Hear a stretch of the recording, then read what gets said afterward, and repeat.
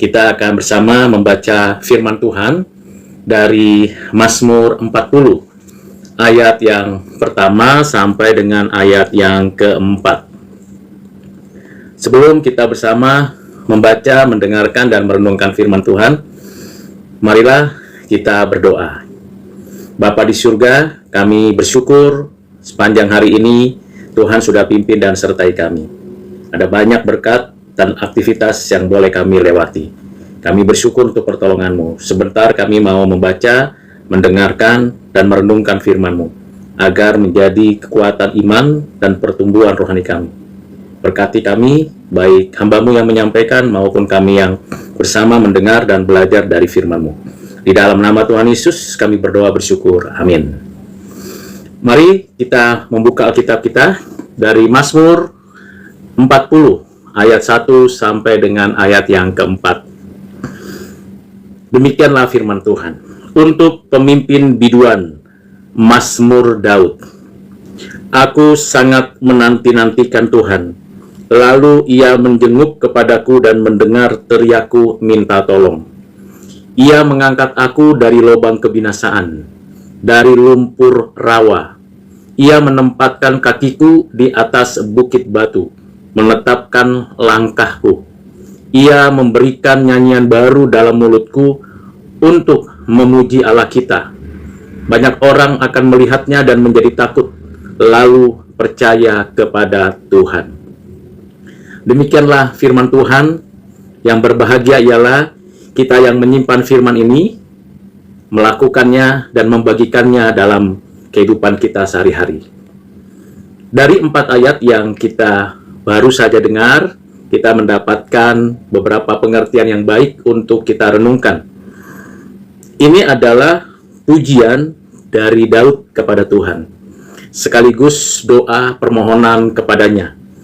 Tentunya kita sebagai orang Kristen, sebagai orang percaya, selalu memiliki keinginan untuk berdoa dan bersyukur atas segala rahmat, kasih karunia, dan berkat-Nya. Tentunya kita tidak lupa berterima kasih atas segala pertolongan Tuhan dalam hidup kita. Pada Mazmur 39 yang sudah kita baca dan renungkan, kita tahu bahwa pertolongan Tuhan tepat pada waktunya. Dan sekarang kita belajar untuk menantikan apa yang Tuhan nyatakan untuk kita di setiap langkah hidup kita. Menantikan Tuhan berkarya dalam hidup kita, menguji iman, dan memberikan kepada kita kesempatan untuk mengevaluasi proses kehidupan rohani kita.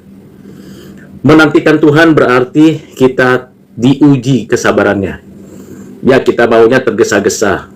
Ada pepatah, cepat ada yang dikejar, lambat ada yang ditunggu. Pepatah ini baik juga untuk dipikirkan. Cepat ada yang dikejar, lambat ada yang ditunggu. Artinya, kita jangan menunda yang seharusnya kita kerjakan. Tetapi juga jangan tergesa-gesa karena belum waktunya. Bagaimana kita bisa memiliki sikap tidak tergesa-gesa, tetapi juga tidak boleh berlambat-lambat dalam mengerjakan apapun. Maka diperlukan kepekaan. Kepekaan itu terjadi di dalam hidup kita kalau kita memiliki interpersonal relationship, suatu hubungan pribadi dengan Tuhan. Bagaimana kita membangun hubungan pribadi dengan Tuhan sehingga kita punya kepekaan? Tentunya bukan saja rutinitas kita membaca firman Tuhan, berdoa, dan bersekutu bersama, serta menyaksikan kasih kebenaran Tuhan, namun juga kita terus-menerus memperdaya hidup kita dengan baik dan benar. Seluruh aspek hidup kita mesti difungsikan dengan optimal, dari keadaan tubuh kita sampai dengan keadaan kerohanian kita. Semuanya terintegrasi di dalam seluruh kegiatan-kegiatan kita. Kepekaan itu dapat kita latih dengan kita bisa terus-menerus berani mengambil satu keputusan dan tindakan kalau menghadapi sebuah pergumulan. Entah pergumulan yang sifatnya personal, pribadi, maupun pergumulan yang sifatnya di dalam keluarga atau di dalam dunia usaha dan pekerjaan kita. Kepekaan itu dapat bisa kita nikmati hasilnya kalau kita tepat mengambil keputusan. Persoalannya seringkali kita gagal mengambil keputusan yang tepat. Kadangkala kita tergesa-gesa mengambil keputusan, lalu akhirnya kita menyesal karena keputusan kita salah. Misalnya di dalam memilih pekerjaan A atau B, kita tergesa-gesa karena tergiur oleh macam-macam yang diberikan, semacam tawaran yang membuat kita tergiur cepat mengambil keputusan. Padahal kita harus cermat memperhatikan yang ini boleh diputuskan atau tidak. Kadang-kadang juga kita terlambat mengambil keputusan, orang lain sudah mengambil duluan. Misalnya ada satu pekerjaan yang baik, yang sebenarnya kalau kita pikir tidak menguntungkan pada saat itu. Tetapi karena kita terlambat mengambil keputusan dan melihat hanya keuntungan, akhirnya kita tidak mendapat kesempatan lagi. Karena itu perlu melatih kepekaan terhadap apa yang ada di sekitar kita. Pengamatan indrawi kita tidak cukup. Pengetahuan dan pengalaman kita terbatas. Tetapi dengan hikmat dan pimpinan Roh Kudus, kita dapat memaduserasikan baik itu intuisi kita, pengetahuan kita, pengalaman kita, pengamatan indrawi kita, sehingga kita bisa betul-betul mendapatkan satu kesimpulan, ini harusnya bisa saya putuskan. Misalnya hal-hal yang baik, hal-hal yang suci, hal-hal yang adil, segera ambil keputusan kita lakukan. Tidak melakukan tindakan korupsi, tidak membalas kejahatan dengan kejahatan, tidak ada sikap iri dan dendam. Tindakan-tindakan itu tidak perlu berlambat-lambat untuk dilakukan. Segera saja diputuskan karena itu kehendak Tuhan. Jadi kalau hal-hal yang adil, yang suci, yang baik, yang benar, jangan ditunda untuk kita lakukan. Tetapi kalau masih belum jelas, baru kita mulai dengan suatu sikap untuk meminta hikmat agar segala keputusan tepat. Itulah sikap kita seperti pemazmur ini menanti-nantikan Tuhan. Tuhan yang berkarya, Tuhan yang bekerja, Tuhan yang memimpin. Dan kita perlu bersinergi dengan Tuhan. Kita tidak boleh hanya seperti robot, atau kita tidak hanya seperti bos yang mengatur segala sesuatu menurut kita sendiri. Jadi kita tidak berada pada pihak seperti mesin, seperti robot, tidak ada sinergisitasnya untuk meminta kekuatan dari Tuhan sambil kita berupaya berjuang bekerja. Tetapi juga kita tidak seperti bos yang mengatur Tuhan, sehingga kita seharusnya sabar, menanti, dan bersinergi dengan Tuhan. Ia akan menjenguk kita, mendengar teriak kita, menjenguk. Tuhan menjenguk, bahasa yang sangat puitis sekali. Kalau kita dikatakan menjenguk, berarti ada something happen dengan diri kita yang perlu langsung intervensi Tuhan di dalam keputusan kita. Kita bersyukur karena kita peka melihat bagaimana Tuhan intervensi langsung dengan kita. Kadangkala ada orang lain di sekitar kita yang memberikan kepada kita cara supaya kita terhindar dari berbuat jahat.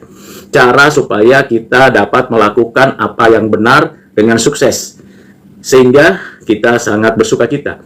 Tetapi kadangkala kita ragu, bimbang, kadang kita mesti selalu menunggu terus. Tetapi ingat, Tuhan intervensi. Dikatakan, lalu ia menjenguk kepadaku dan mendengar teriakku minta tolong. Ini inisiatif Tuhan. Tuhan adalah Tuhan yang tidak hanya mendengar, tidak hanya memperhatikan apa yang kita katakan, apa yang kita lakukan, apa yang kita perbuat. Tuhan intervensi. Tuhan beserta dengan kita, memperhatikan, mencermati kita, lalu di dalam dan melalui hidup kita, Tuhan bekerja.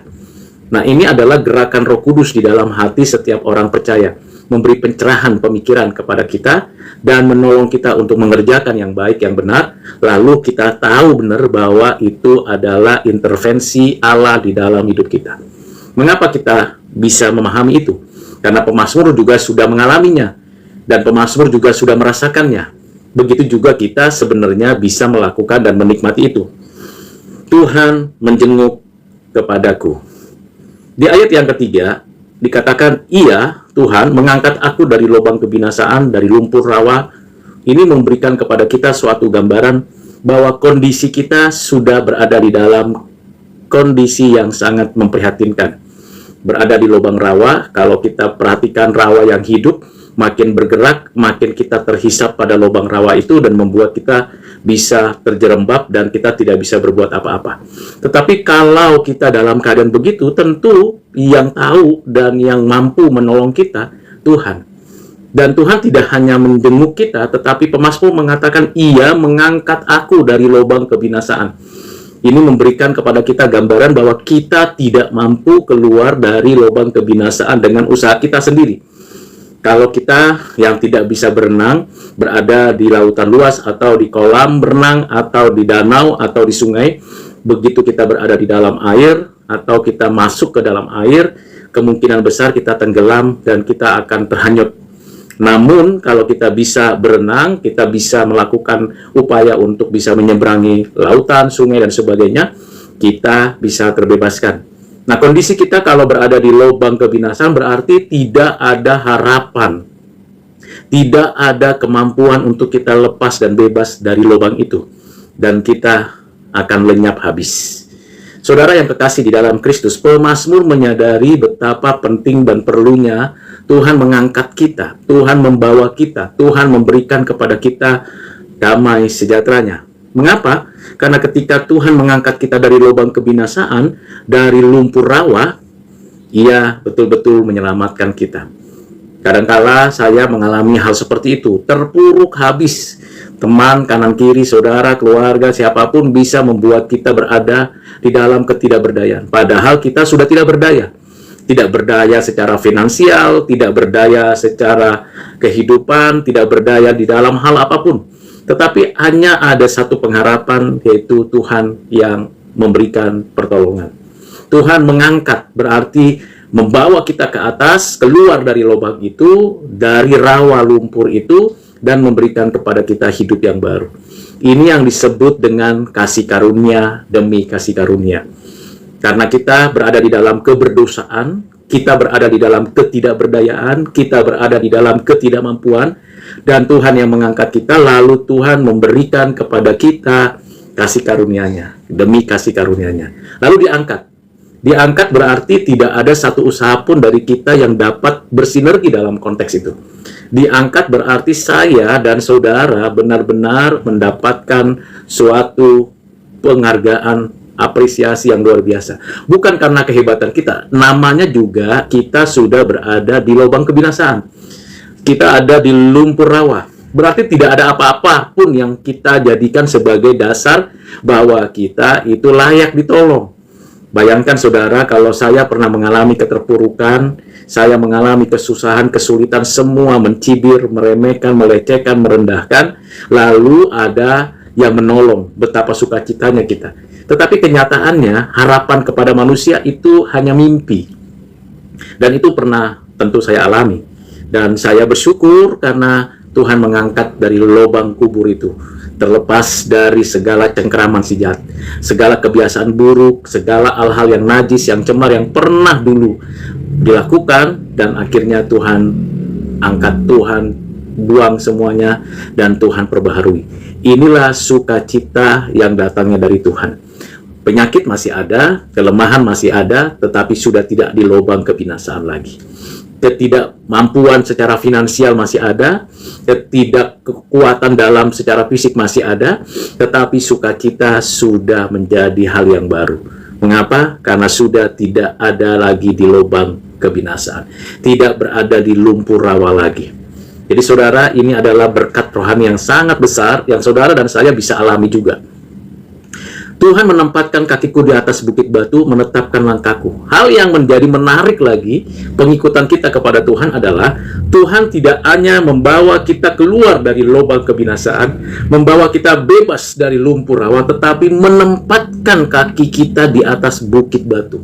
Jadi tadinya jejak kaki kita itu tidak punya alas, jejak kaki kita itu tidak punya arah.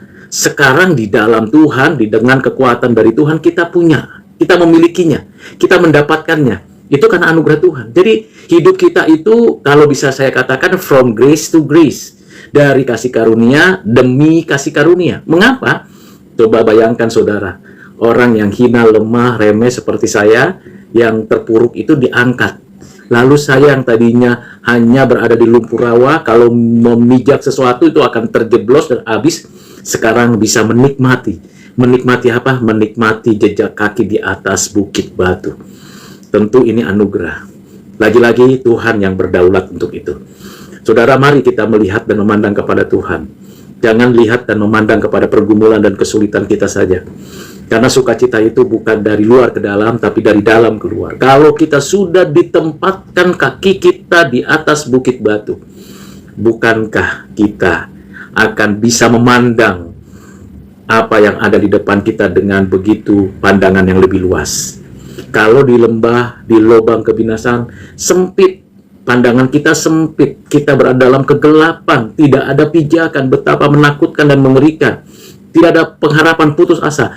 Tetapi begitu kita diangkat oleh Tuhan, ditempatkan di atas bukit batu, ada pijakan, pandangan kita lebih luas, maka kita punya sukacita yang datang dari Tuhan. Ada pengharapan. Bahkan dikatakan, Tuhan menetapkan langkahku, kata pemazmur. Betapa bahagianya pemazmur ini.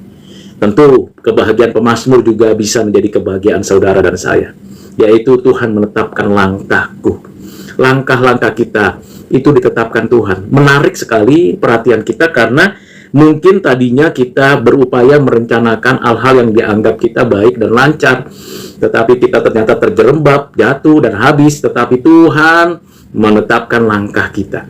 Sudah di atas bukit, ditetapkan langkahnya, perencanaannya sempurna, dan semua perencanaannya adalah perencanaan yang baik, yang indah. Bukankah tambah-tambah kesukacitaan itu dalam hati kita? Memang kita masih di muka bumi ini, kita berada di dalam dunia yang fana ini. Kita tahu, kita sadar betul musuh kita si jahat itu selalu mencobai kita, tapi kita sudah ditetapkan Tuhan langkahnya. Ke kanan, kita perlu ikuti ke kanan. Ini menunjukkan bahwa kita diuji kesetiaan dan ketaatannya. Kalau Tuhan telah menetapkan langkahku, maka saya dan saudara mesti ikuti. Karena rencana Tuhan adalah rancangan damai sejahtera, bukan rancangan kecelakaan. Kita ikuti saja walaupun duri daging itu mungkin ada dalam diri kita. Walaupun langkah-langkah di depan itu sangat sulit, sangat sukar, tidak mudah, dan sangat bisa menggoncang. Tetapi kalau Tuhan telah menetapkan langkah-langkah kita, maka kita akan terus langkahkan. Jangan mundur kalau gagal, jangan putus asa kalau tidak ada perbaikan. Terus maju, terus berjuang. Ayat yang keempat, Ia memberikan nyanyian baru dalam mulutku untuk memuji Allah kita. Tuhan memberikan nyanyian baru, nyanyian sukacita, nyanyian yang penuh damai sejahtera, nyanyian yang penuh kemenangan. Jadi tiap langkahku diatur oleh Tuhan, dan tiap langkah itu melangkah di dalam langkahnya Tuhan. Bukan kita melangkah lalu Tuhan mengikuti kita. Salah, kita mengikuti langkah Tuhan.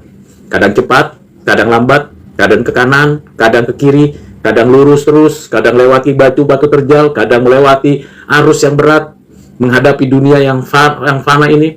Kadang kita berhadapan dengan orang-orang yang suka nipu, kadang kita berhadapan dengan orang-orang menjilat, yang sombong, yang angku, yang biasanya disebut orang-orang yang jaim, orang-orang yang memakai topeng, banyak sekali.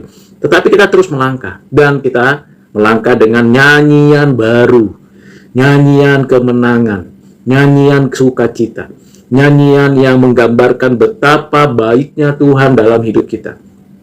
Saudara, nyanyian baru ini perlu kita lantunkan, dan Tuhan yang memberikannya. Ada puji-pujian yang keluar dari mulut kita bagi kita yang takut akan Tuhan. Dan iya, benar. Saudara, kalau makin dekat Tuhan, maka kita makin memuji Tuhan dan tidak memuji diri. Biarlah Tuhan semakin di depan, kita makin di belakang. Biarlah Kristus semakin ditinggikan, kita semakin merendahkan hati. Nah, itu lagu pujian kita kepada Tuhan. Bukan popularitas diri kita, tetapi popularitas Kristus di dalam hidup kita yang terus kita lantunkan di hadapan Tuhan, di hadapan banyak orang. Dan akhirnya buahnya apa, saudara? Banyak orang akan melihatnya dan menjadi takut dan percaya kepada Tuhan. Jadi fokusnya semua yang kita dapatkan, yang kita terima, tuntunan Tuhan, pelepasan dari Tuhan, itu membuat orang percaya kepada Tuhan. Kesaksian penting, saudara. Saya sering gagal, sering tidak memiliki kesaksian yang baik, bahkan banyak hal yang harus terus diperbaiki. seringkali punya ambisi yang tidak sesuai dengan kehendak Tuhan, tetapi seiring waktu dipoles, diperbaiki, dan disadarkan oleh Roh Kudus melalui firman. Roh Kudus menginsapkan akan dosa saya, menuntun saya untuk dipimpin dalam seluruh kebenaran, dan akhirnya orang lain melihat bahwa makin banyak orang percaya kepada Tuhan. Saudara, kadang-kadang kita tidak perlu banyak berbicara tentang siapa kita kepada orang lain. Biarlah kita berbicara lebih banyak tentang Kristus kepada orang lain, dan hidupi Kristus di dalam hidup kita. Hidupi firman dalam hidup kita. Orang lain akan terbawa arus untuk percaya kepada Tuhan. Pemazmur menyaksikan bahwa banyak orang akan melihatnya dan menjadi takut lalu percaya kepada Tuhan. Betapa bahagia bukan kalau ada orang-orang di sekitar kita yang pernah juga mengalami seperti kita, terpuruknya, pernah juga mengalami seperti kita, brengseknya, pernah juga mengalami seperti kita, tidak beresnya. Lalu melalui kasih karunia Tuhan, mereka juga mengalami kehidupan yang baru. Betapa sukacita bukan kalau ada orang-orang yang seiman, orang-orang yang percaya itu makin bertambah banyak. Mari saudara, kita bergegas menjadi saksi-saksi Tuhan dalam hidup kita. Ingat, tiap hari berdoa, tiap hari baca firman, tiap hari ibadah, kita beribadah, menyaksikan kerja keras. Jangan hanya berdoa saja, jangan hanya baca Alkitab saja, mesti bekerja keras, menyaksikan apa yang Tuhan saksikan jadi saluran berkat, hal-hal baik, hal-hal yang benar kita lakukan. Tidak mudah, bisa gagal, tapi kita terus berjuang. Demikian kiranya firman Tuhan menolong saya dan saudara untuk menjadi pelaku firman. Kesimpulannya saudara, menantikan Tuhan tidak cukup sehari, terus-menerus. Kita bersyukur karena saya dan saudara sudah diangkat dari lumpur dosa dan lubang kebinasaan. Karena Kristus mengasihi kita. Dan kita percaya tiap langkah kita Tuhan sudah berkati. Dan kita terus diberkati Tuhan. Dan kita memuji Tuhan, bersyukur, sehingga orang lain merasakan kebaikan Tuhan di dalam dan melalui hidup kita. Bersinergilah dengan Tuhan. Jangan lupakan Tuhan dalam segala aspek kehidupan kita. Mari kita akhiri malam ini dengan bersyukur dan memohon belas kasihan-Nya. Sebelum saya mengakhiri ibadah pembacaan firman dan renungan malam ini, mari saudara coba pikirkan, refleksikan. Pertama, apakah saudara sudah sungguh menikmati Tuhan mengangkat hidupmu dari lubang kebinasaan? Apakah saudara sudah merasakan bagaimana rencana Tuhan yang indah dalam hidupmu? Mari kita renungkan, apakah melalui hidup kita, saya dan saudara sudah membawa orang lain semakin percaya kepada Tuhan. Tuhan memberkati saudara. Mari kita berdoa. Bapa di surga, terima kasih untuk firman-Mu, untuk apa yang sudah Engkau berikan kepada kami. Kami bersyukur untuk pertolongan-Mu, terlebih untuk keselamatan, kehidupan yang baru, sehingga kami tidak lagi berada di dalam lubang kebinasaan. Kami tidak lagi tinggal di dalam lumpur rawa yang menakutkan, tapi kami Engkau tempatkan di atas bukit batu yang memberikan kepada kami kemenangan. Dan kami bersyukur bahwa hidup kami benar-benar bermanfaat bagi sesama kami. Ya Tuhan, terima kasih, ampuni dosa kesalahan kami. Jikalau kami selama ini angkuh, sombong, dan tidak mau peduli dengan orang lain. Ya Tuhan, kalau ada yang sakit, Engkau sembuhkan, yang lemah, Engkau pulihkan, yang pengangguran, Engkau beri pekerjaan, yang belum dapat job atau proyek, Engkau bukakan jalan. Engkau berkati anak-anak-Mu Tuhan dimanapun berada. Terima kasih Bapa, kami berdoa, bersyukur. Kiranya malam ini, biarlah kami boleh istirahat tidur dengan sukacita dari Tuhan, dan kami besok pagi beribadah bersama saudara seiman di gereja lokal kami masing-masing. Terima kasih Bapa, dalam nama Tuhan Yesus, kami berdoa bersyukur. Amin.